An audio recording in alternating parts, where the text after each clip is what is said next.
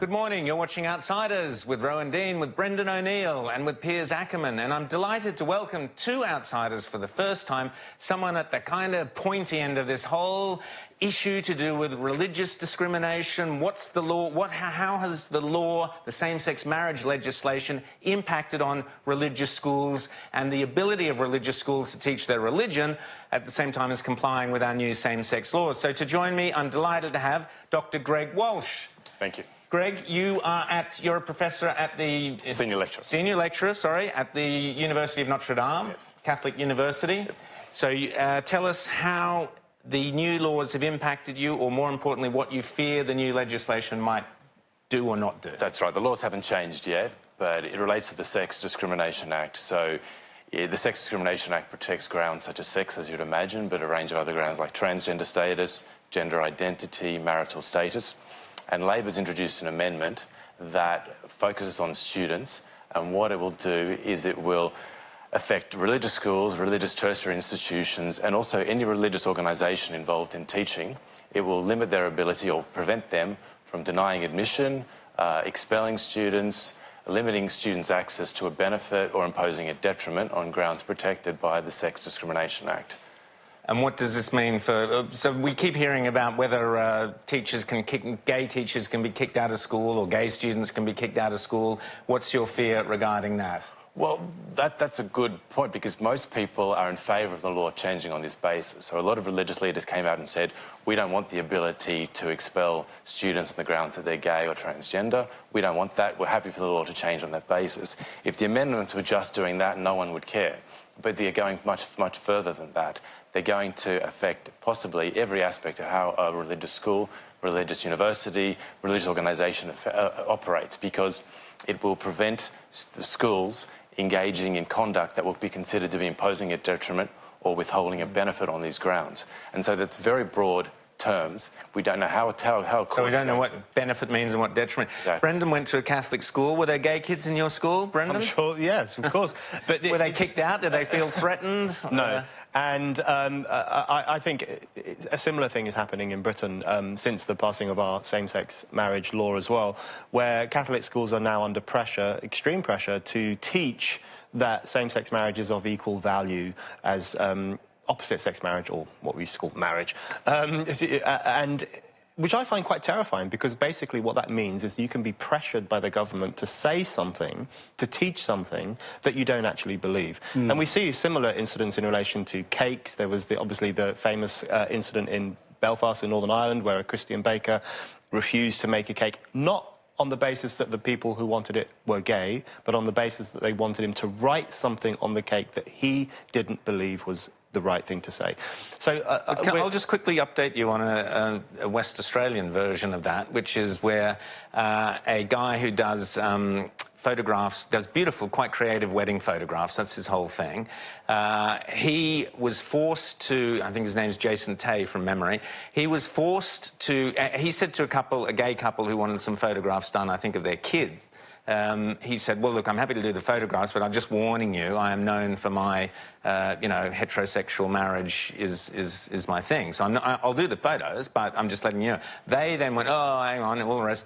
He was forced to put on his website an apology. This is like this kind of in the stocks thing, and be humiliated. So up on his website, it said, oh, by the way, this guy discriminated against a gay couple. He was forced to have that up on his website for a couple of months. It's like, I think people don't appreciate how terrifying how it is the first step towards tyranny, in fact, if government institutions can pressure you to express a point of view or a moral conviction that you don't actually hold. That is really outrageous. I would far rather live in a society where there are some bakeries and some schools and some institutions where gay marriage is not as respected as other forms of marriage, than in a society where you can be forced to say something that you don't believe. That's really a terrifying situation. Well, really, I mean, this is a freedom of speech thing, isn't it, Greg?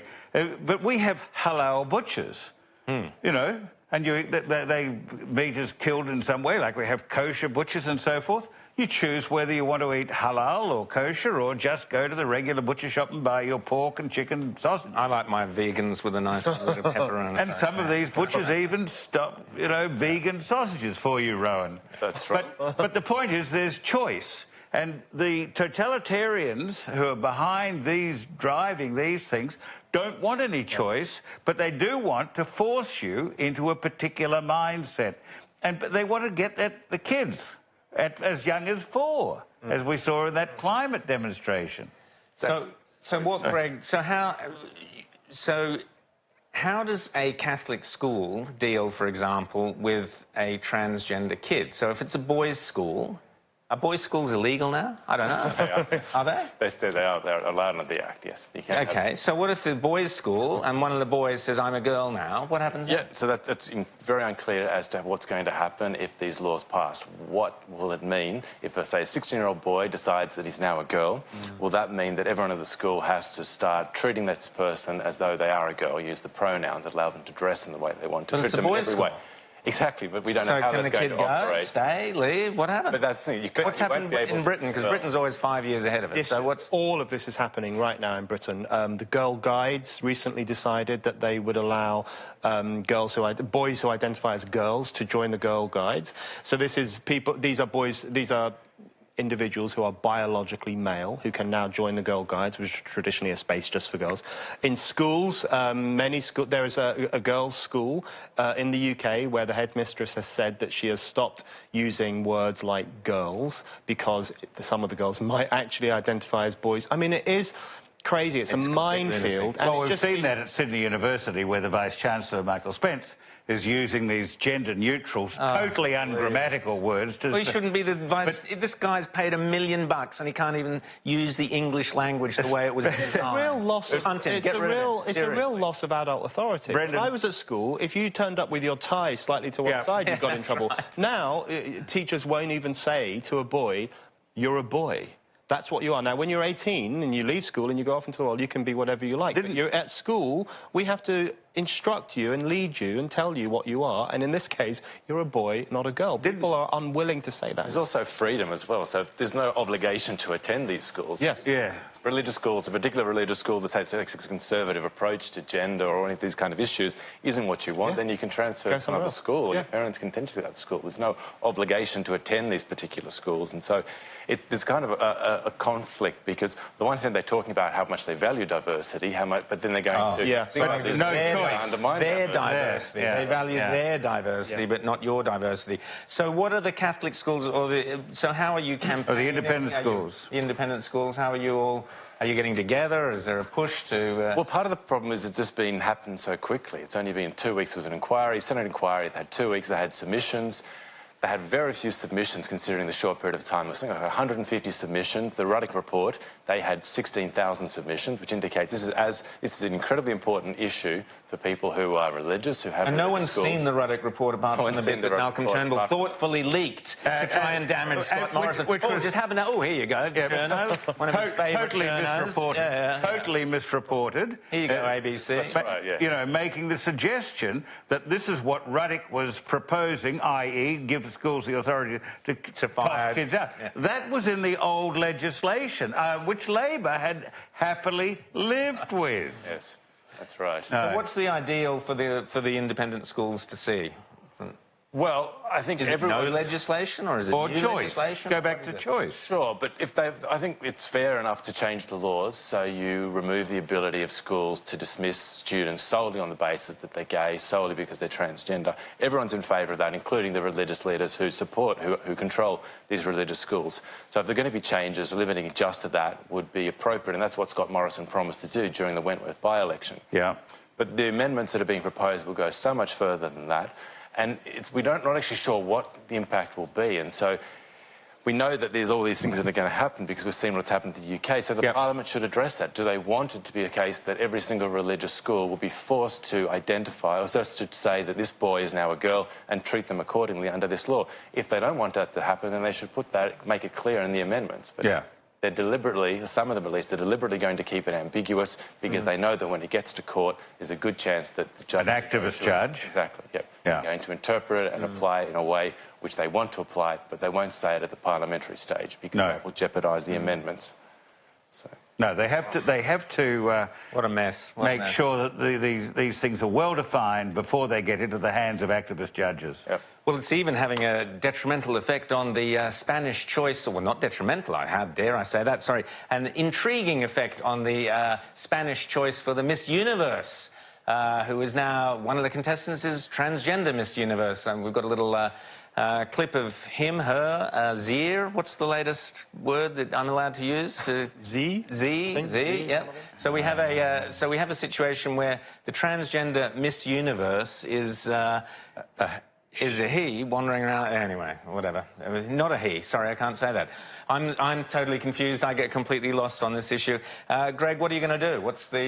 How are schools coping with this? Well, universities? the issue will be debated tomorrow in Parliament, so there's a good chance that these laws will be changed in the next few days if people don't intervene. So the Liberals have proposed some amendments, but they're very limited in terms of what they will do, and there'll still be enormous lack of certainty regarding how these laws will operate. So we need total clarity here, and this is a good issue for the Liberals. All they should say is, it's black and white, really. And is Scott Morrison brave enough to come out and say, you know, this gender madness has to stop? Well, it's also in their constitution as well. The Liberal Party, they say we support freedom of religion, we support things like freedom of expression. Here's their opportunity to show that they exactly tick them off. But the question is, for politicians in the Liberal Party and other parties, the question they have to ask themselves is, do they want to please these small numbers of activists who are putting pressure to restrict religious freedom and bring in new ideas and so on, or do they want to appeal to the largely commonsensical majority of ordinary people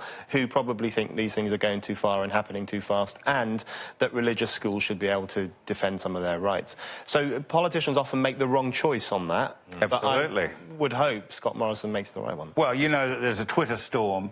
Isn't there a Twitter storm? No, there's a cloud of Twitter people waiting to jump on them. Generally, one or two people. Yes. Who will, hit repeat. Yeah. And all of this stuff. Which is really what's happened here. There's been some view that in religious schools there's enormous problems with teachers and employees treating students who are gay and transgender appallingly. But where's the evidence of this? There's lots of anecdotal evidence, but where's the actual real evidence that can be shown this has happened? And there's something like 3,000 religious schools in Australia.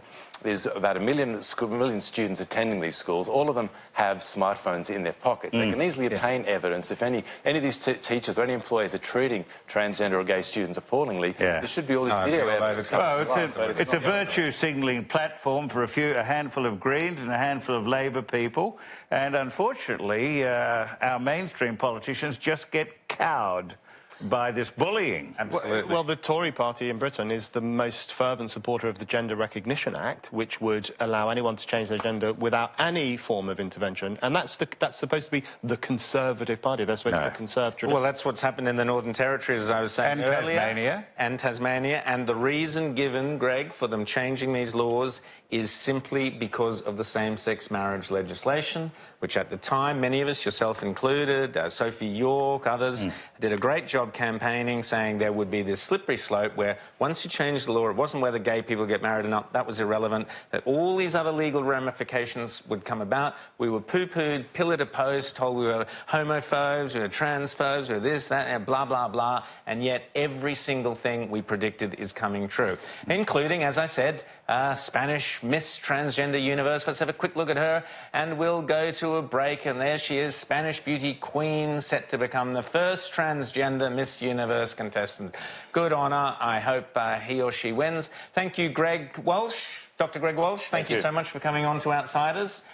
Good luck with the legislation. I think it's just the beginning. I think this mess is going to go on and on. We will be back in a tick.